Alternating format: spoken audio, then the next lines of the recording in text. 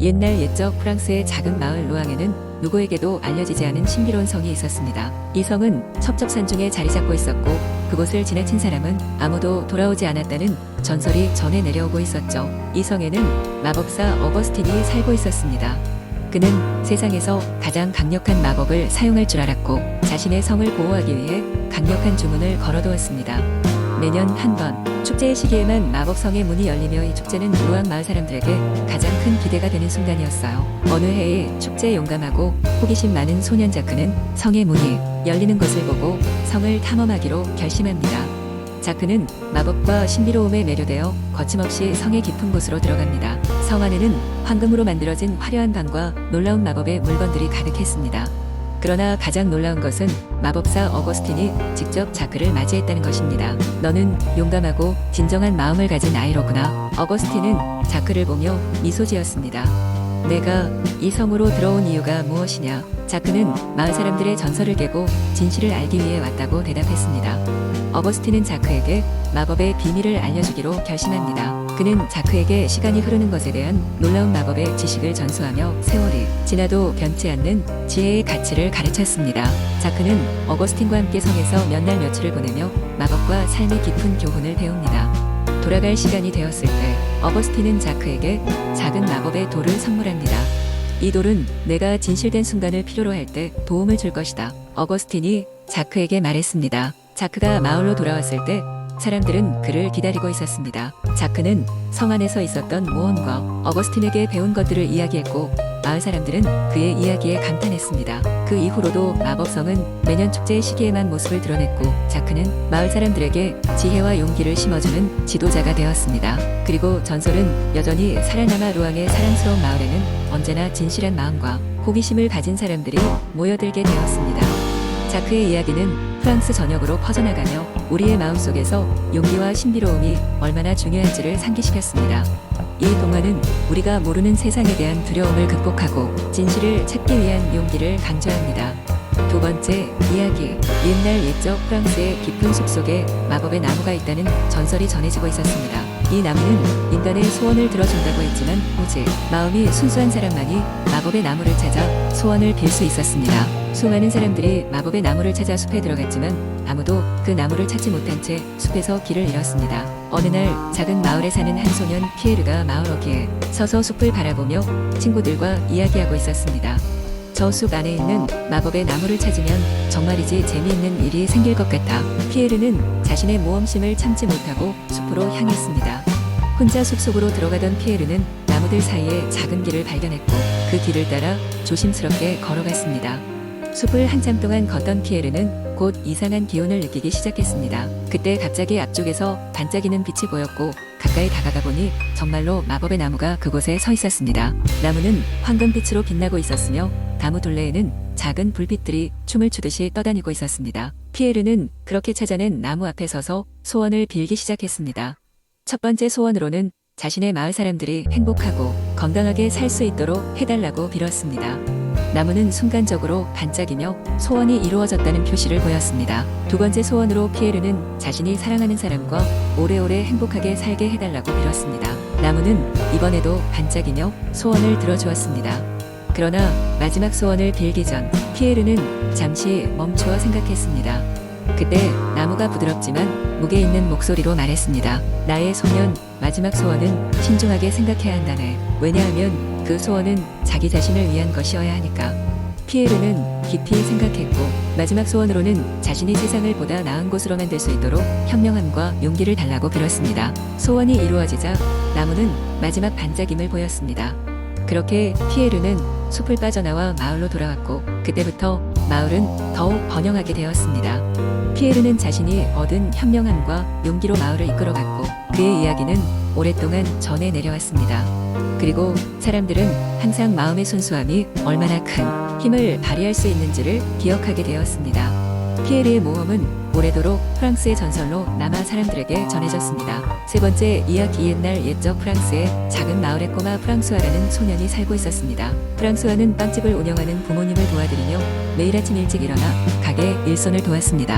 그가 사는 마을은 아름다운 들판과 숲으로 둘러싸여 있었고 마을 사람들은 모두 서로 친절했습니다. 어느 날 프랑스와는 어머니와 함께 밀가루를 확인하던 중 뒷마당의 오래된 창고에서 오래된 빵 굽는 돌판 하나를 발견했습니다. 돌판 위에는 마법의 빛처럼 반짝이는 희미한 글자가 새겨져 있었고 마치 누군가가 이곳에 두고 간 봄을 뱉었습니다. 호기심에 찬 프랑스와는 돌판을 집안으로 가져와 맛있는 빵을 굽기로 결심했습니다. 그날 밤 프랑스와는 꿈속에서 신비로운 빛을 내뿜는 요정 하나를 보았습니다. 요정은 자신이 옛날 이 땅을 지키던 마법사라고 소개했습니다.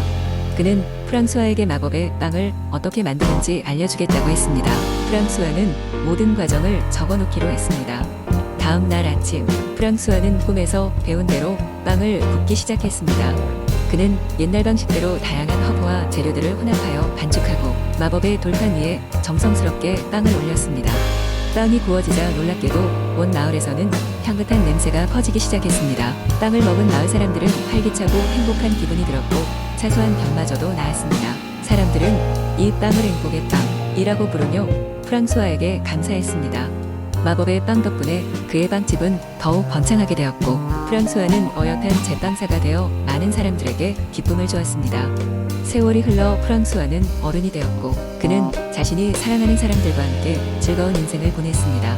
마을에서는 여전히 그는 마법의 빵을 구워냈고 빵집은 세계 각지에서 사람들이 찾는 명소가 되었습니다. 그리고 프랑스와는 늘 말했습니다. 행복이란 여러분의 마음속에 있는 것입니다. 나의 빵은 단지 그 행복을 끌어내는 매개일 뿐이죠. 이렇듯 꼬마 프랑스와는 마법의 빵을 통해 자신의 꿈을 이루었고 그의 이야기는 긴 세월 동안 전해져 내려오며 오늘날에도 많은 사람들의 마음속에 남아 있습니다.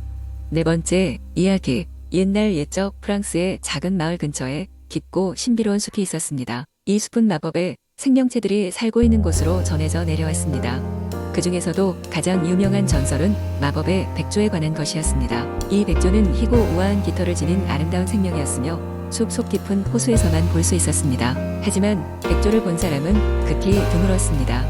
마을 사람들은 그가 나타날 때마다 숲에 특별한 일이 일어날 징조로 여겼습니다. 마을 끝자락에는 클레어라는 소녀가 살고 있었습니다. 그녀는 부모님을 도와 농장에서 일하며 지내고 있었고 언제나 밝고 따뜻한 마음씨를 가지고 있었습니다. 어느 날 클레어는 우연히 숲으로 나무를 하러 갔다가 길을 잃게 되었습니다. 그녀는 숲속에서 소름 끼치는 한기를 느끼고 두려웠지만 용기를 내어 길을 찾으려 노력했습니다. 그렇게 길을 헤매던 중 클레어는 신비로운 소리가 들려오는 방향으로 발걸음을 옮겼습니다. 그곳에는 아름다운 호수가 있었고 한가운데에는 찬란한 빛을 발하는 마법의 백조가 있었습니다. 처음 보는 놀랍고 경이로운 광경에 그녀는 그 자리에 멈추어 서서 그 모습을 지켜보았습니다. 백조는 그녀에게 우아하게 다가와 인간의 언어로 말을 걸었습니다. 안녕 클레어. 너의 따뜻한 마음씨를 이 숲은 알고 있어.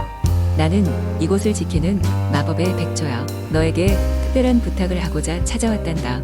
클레어는 깜짝 놀랐지만 백조의 온화한 눈을 보고 안심하였습니다. 무슨 부탁인가요? 클레어는 조심스럽게 물었습니다. 백조는 마을에 전해질 위험을 막기 위해 클레어의 도움이 필요하다고 설명했습니다. 숲의 깊은 곳에 봉인된 오래된 저주가 곧 풀리게 될 것이며 그것이 풀리면 마을에 큰 재앙이 닥칠 것이라는 것이었습니다. 그리고 이 저주를 막을 수 있는 방법은 순수하고 진실한 마음의 소유자만이 쓸 수 있는 백조의 깃털이 필요하다고 했습니다. 클레어는 작은 망설임도 없이 기꺼이 돕겠다고 했습니다. 백조는 고마움의 표시로 한쪽 날개에서 백금빛 깃털을 뽑아 클레어에게 주었습니다. 이 깃털은 너를 보호해 줄 거야. 어두운 동굴 속에 있는 저주받은 성물의 깃털을 꽂아야 한단다. 너의 순수한 마음을 이용해 저주를 봉인할 수 있을 거야. 클레어는 깃털을 손에 꼭 쥐고 백조의 안내를 받아 어두운 동굴로 향했습니다. 혼자라는 두려움이 엄습했지만 백조의 깃털이 주는 따뜻함이 그녀에게 용기를 주었습니다. 동굴은 음산하고 섬뜩했지만 클레어는 흔들림 없이 앞으로 나아갔습니다. 드디어 동굴 깊숙한 곳에서 저주받은 성물을 발견하고 클레어는 백조의 깃털을 조심스럽게 성물에 꽂았습니다. 순간 찬란한 빛이 터져나오며 숲을 물들이더니 이내 고요해졌습니다. 저주는 봉인되었고 클레어의 순수한 마음이 숲에 평화를 가져왔습니다. 마을로 돌아온 클레어는 모든 사람으로부터 감사를 받았습니다. 그러나 그녀는 백조의 도움 없이는 아무것도 할 수 없었을 거라며 겸손하게 말했습니다. 그날 이후로 마을에서는 클레어가 백조의 축복을 받은 사람이라며 존경받았습니다. 마법의 백조는 다시 호수로 돌아가며 클레어에게 마지막 인사를 전했습니다. 내 마음의 선함은 이 숲을 구했단다. 언제든지 도움이 필요하면 다시 올 것이니 두려워하지 말렴. 클레어는 백조에게 감사를 표하고 헤어졌습니다. 그로부터 오랜 세월이 지났지만 클레어의 용기와 선한 마음의 전설은 마을에 영원히 남아 전해졌고 숲은 언제나처럼 평화로웠습니다.